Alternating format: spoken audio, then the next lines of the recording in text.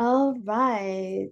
Hey everyone, it's Miss Sabi back with a video number 2 for quadratic functions. So if you watched the first video, you know that my baby girl asked me to make videos for her. And if I make them for my babies at school and my babies at STEM with Miss Sabi, then I've got to make videos for the babies that I made when they ask. So, like I said, she's my broke bestie who never pays me for my tutoring services, but she's so sweet and I love her dearly. So, Mama loves you, Tizzy. So, last time, the video, we left off with talking about converting between forms, but we went on like a little side quest with completing the square. So, we were here. Okay, so I was talking about how you learned to factor with completing the square. You learned that during your factoring techniques. You learned about perfect square trinomials when you were factoring. And then, depending on the school, they kind of teach it disjointed and you have no idea why you learn it. And then you go and learn something, you learn quadratic functions, and then they're like, oh yeah, that's where you're going to use it. So there's no best way to do it, but then now you know why you were doing it. So we took this quadratic function that's in general form, and last video we ended with converting this into vertex form. Now we're going to look at how we can use completing the square to find the zeros of this in general form. And then also, if we find the zeros, then now we can use that to convert from general to zeros form. Like, yeah, we could use that. Okay, so let's go here. So this is our function, same thing as the one that we had before, but now we're using completing the squares to find the zeros. So let's remember what zeros actually means. When we're saying we have a function and we're finding the zeros, what we are saying is we want to find the values of x, right, that make y 0. In other words, when the graph passes through the x-axis, what are those values? Okay. In other words, like I said, what are the values of x that make y 0? What are the x-intercepts? But most importantly, say that again. What are the values of x that make y 0? That is why when we are factoring or finding the zeros, we set the y equal to 0. So now we're going to say 0 is equal to x squared minus 6x minus 16. So that is why when you're factoring, I see a lot of students factor and they don't keep the 0 on the left side and they just start factoring whatever. But you need to remember that that's what you're doing. You're trying to find the values of x when y equals 0. So the y slot, the y space should have a 0 in it. Okay, so let's follow the steps like we did last time. We're going to move that c value over. So when I bring it over, I get 16, right? And the 0 was there, plus x squared minus 6x. And I'm going to say plus because I know I'm going to force this to be a perfect square trinomial. Then it says divide the whole equation by the leading coefficient. So I don't have a leading coefficient other than 1. So it's like if I had a 2 here, so let's just say I had a 2, then it'd have to be 2x squared minus 3x. I'd factor out the 2, but that's not the case because I don't have a leading coefficient that is, it's 1. So I don't have to worry about that. So divide the whole equation by the leading coefficient. I don't have to worry about that. So what does it say to do next? Make the left side a perfect square trinomial. Not left side, make the right side. I have it all on the right side, okay? So what we are trying to do, so let's remember perfect squared trinomials. What does that mean? If you have a perfect square trinomial, the b, so this here is the b, the -6. So b over 2 squared, right, gives you A times C, but in this case, my A is 1. So what I'm going to be doing is B over 2 squared is equal to C, right?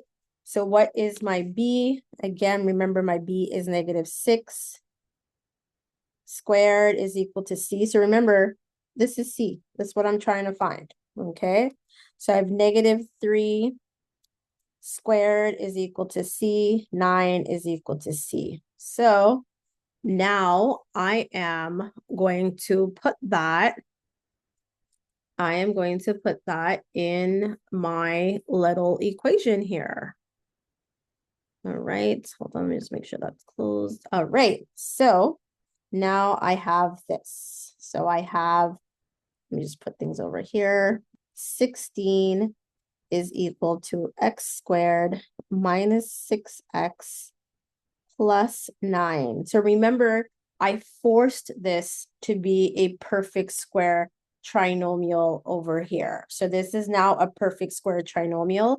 So now I can factor that, how the perfect square trinomial is, right? So I do, oh yeah, don't forget, I almost forgot. Almost forgot.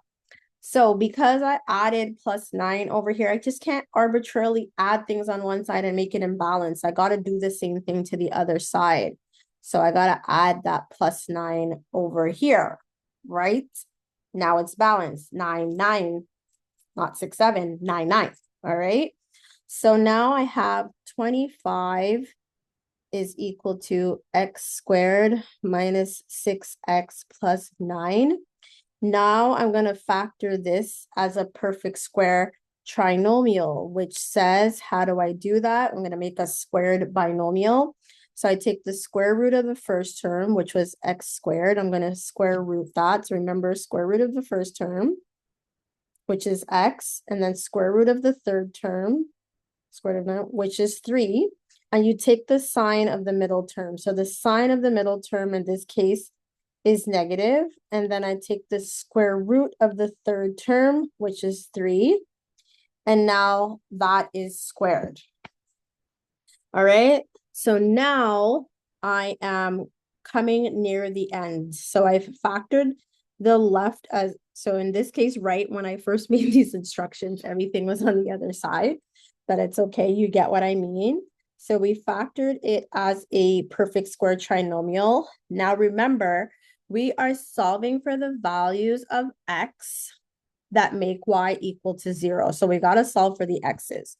So I'm going to get rid of that square root sign, which is comme ça. Okay. So we have to remember, right? When we find the square root, so let's say we said 5 squared. 5 squared is the same as -5 squared. So there's always a plus or minus. So I need to remember that. So I'm going to say square root, and I'm going to remember that whatever my answer is going to be plus or minus, right? So I've got 5. The other side, all it does is take off the squared. Now I'm solving for my x. All right. So solve for the x. Let's do the first one when x is positive. So when x is positive, sorry, when 5 is positive, this is what I have. X minus 3. Isolate that x. So I have 5 plus 3 is equal to 8. 8 is equal to x. Okay, that's my first 0. So remember, this parabola opens up. So my first 0 is 8, 0. That's my first 0. Now I'm looking at the other one when my x is equal to my, sorry, when 5 is equal to -5, then I've got this going on. Okay, so then I move over that 3. So then I have 3 minus 5 is equal to x. So then I have -2 is equal to x. So my second 0, or actually if you're going from left to right, this is my first 0 is -2, 0. So now I have an idea of what this graph looks like. I have a very, very good idea of what this graph looks like. So let's go back to what we found out before. we found out that the vertex of this thing was 3, -25. So I'm just going to sketch it. I'm not going to do it actually to scale or anything like that. But this is what I know about this function just from completing this square. So I know the vertex is 325. I know that the A is 1, so A is equal to 1, so I know it opens up. And now I know the zeros, so I can actually sketch this. So let's sketch this. Comme ça. So I have, let's say, 1, 0 here, which is 8, 0. And then the other one over here, -2, 0. The vertex is vertex is 3. Oh, I forgot a -25. So 3, -25. So let's say this 3 is over here, -25. So forget my crazy sketching. But anyways, that's what my graph looks like. So let's talk about axis of symmetry. So your vertex, right? Your vertex is 3, -25. So my axis of symmetry, which cuts my parabola into 2 equal, let me spell symmetry right, into 2 equal parts, is equal to x equals h. And in this case, my x is +3. So that means, let me just put it through my vertex. So let's say this is the vertex. So this is x is equal to 3, my axis of symmetry. So because this is my axis of symmetry, what follows is that now that I know the zeros, right, what should make sense is that the axis of symmetry is supposed to divide my parabola into 2 equal parts. So in other words, the axis of symmetry should be the midpoint between those 2 zeros. So let's add a page. Let's talk about midpoint. So again, my axis of symmetry, so let me just put my vertex, 3, -25. My axis of symmetry cuts my parabola into 2 equal parts, or in other words, my vertex should be the midpoint between my 2 zeros. So how do I find midpoint? So this helps for application problems, right? So my midpoint of my x values, how do I find that? I do x1 plus x2 divided by 2. So my x1, which is my first 0, is -2. My x2 is 8 divided by 2. So my midpoint is 6/2. Midpoint is 3.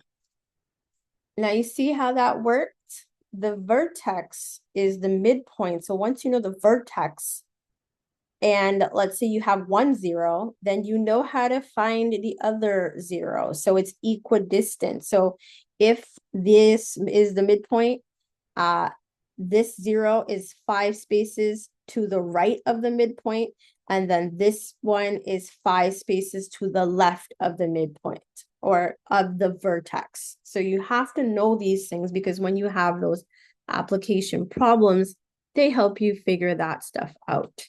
So now, because I know the zeros, now I am able to convert this to the 0 form.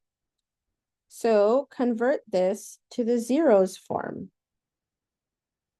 Okay, so because again, the A remains the same. So what does the zeros form look like? Y is equal to A, X minus X1, which is your first 0, times X minus X2, which is your second 0. So it doesn't matter which one you put where.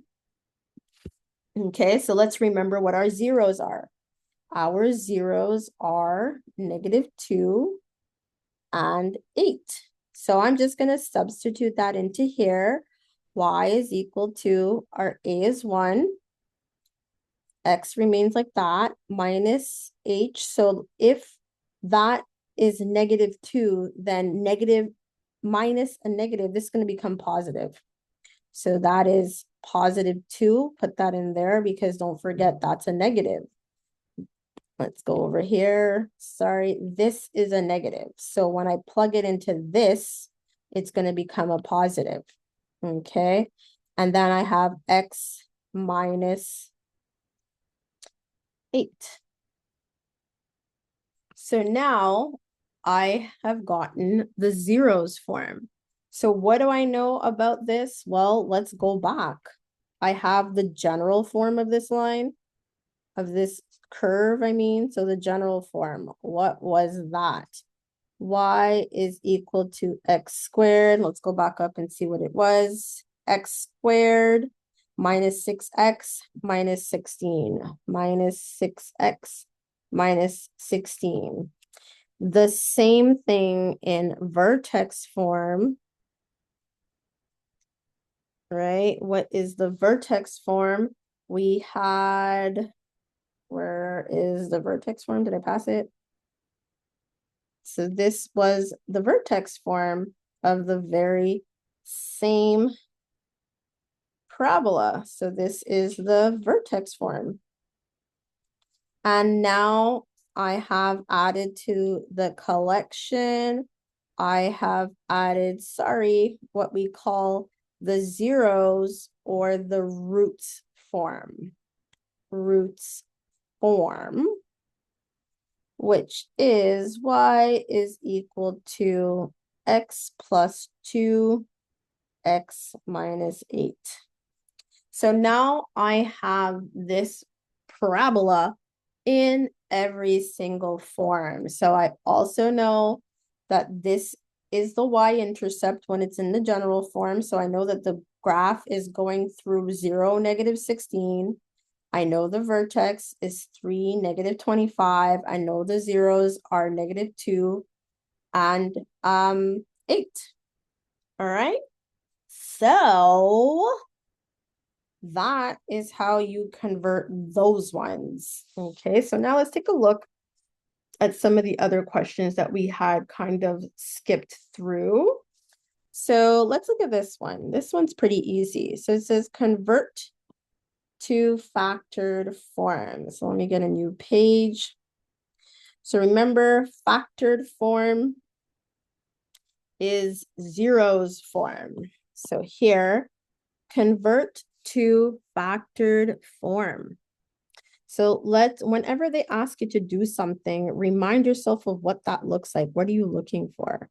So you are looking for the zeros, but the factored form looks like this: x minus x1, x minus x2, where x1 and x2 are zeros of the quadratic function.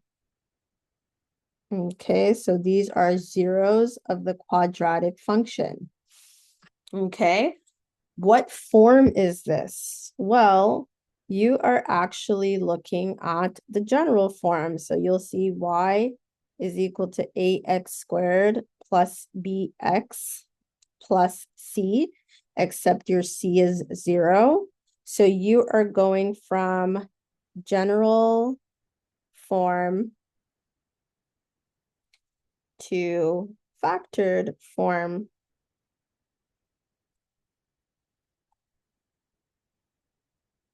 Okay, and because you're going from general form to factored form, and you can use quadratic formula, right? So if you don't have to use quadratic formula, do not use quadratic formula. You're going to want to use one of your techniques that you are accustomed to using. Okay, so what are you going to want to do? Sorry, I realized this was in the middle there the whole time, but you get it. So what you're going to want to do, let's go back up there and make sure you have all this. of, right?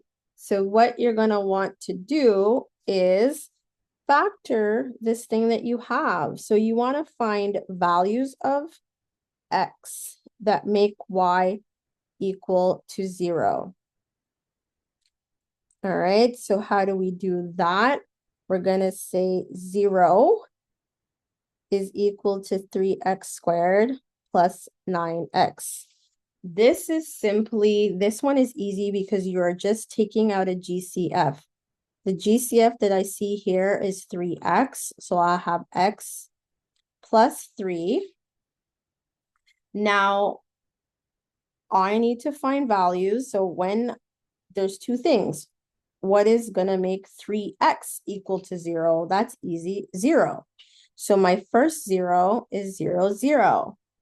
The next one, what value of x in the x plus 3 equals 0? That's simple. Move that over. X is equal to -3.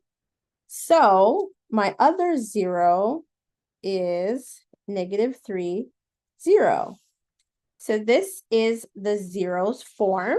Now, you have your A already. This is your A. Okay, so A is equal to 3. Your first 0 is a 0. So let's plug all that stuff into here. So copy, this is your template, and you're just going to put everything in there. Your first 0, so y is equal to 3x. Your first 0 was 0. And then your second 0 was -3, so that becomes +3. So having this simplified, we have 3x and then x plus 3. So you can leave it like that if you want. But that is the zeros form. Okay, so that's nothing too crazy.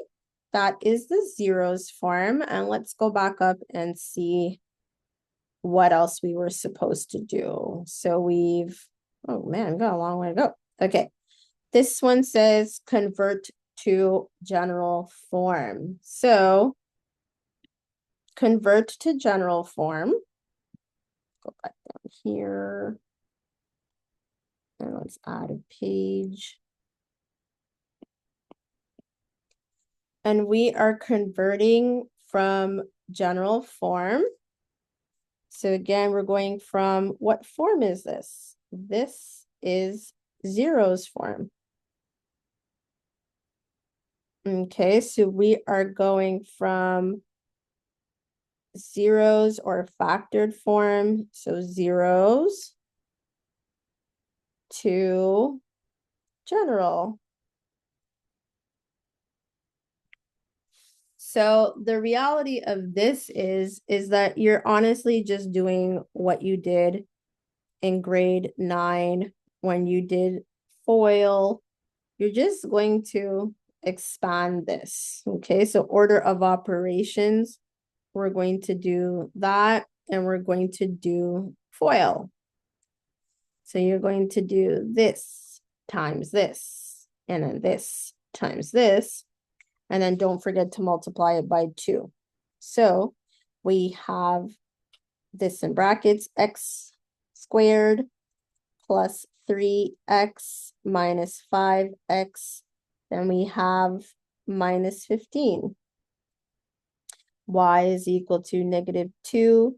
Then we have x squared, 3 minus 5x is minus 2x. And then we have minus 15. Now we have to distribute that 2 to everything in there. So what do we end up with? Y, wrong pen, sorry. Y is equal to -2x squared, positive 4x, and positive 30. So now pay attention. Again, your A doesn't change. Here's my A in the zeros form. Here's my, sorry, in the general form. Here's my A in the zeros form. So this was going from zeros to general, right? So now this is in general form. Nothing else has to happen. Okay, what's our next task? Here we're asked to, again, convert to general form. Convert to general form, same exact thing that we were doing before, right? You're just going to, right? So what is this form? So paying attention to what we're doing. So we are going from vertex form, right? So if you recognize, this is H, this is K. So you're going from vertex to general. So vertex to general form. Okay, so all we do is, again, expand. So remember, this is x plus 1 times x plus 1 minus 12. Order of operations. No matter what, you have to follow order of operations. Otherwise, you will get lost. So we have y is equal to 4. Let's remember our double distributive property, or our FOIL. So we will end up with x squared plus x plus x plus 1 minus 12. Y is equal to, so let's make sure I did that right. Right, so that's x squared, x, 1. All right, then we're going to combine like terms, 2x plus 1 minus 12. Y is equal to, don't forget, you got to distribute this now. So we have 4x squared plus 8x plus 4 minus 12. You can combine these because they are like terms. So you have y is equal to 4x squared plus 8x. 4 minus 12 is -8. All right, so that is that. So we have it now in general form, right? So remember, general form is 8x squared plus bx plus c. So that is general form. Let's see what else we're asked to do. We are asked to convert to vertex form. 4, 5. So convert to vertex form. We already did something similar to this, but we'll do it again. And I'll ask you to think about it. So here, convert to vertex form. So I'll ask you to think about, let me add a page so that I don't. So you can either do what we did before to force that to be a perfect square trinomial, or you can remember that, again, what is this? You're asking to convert to vertex form.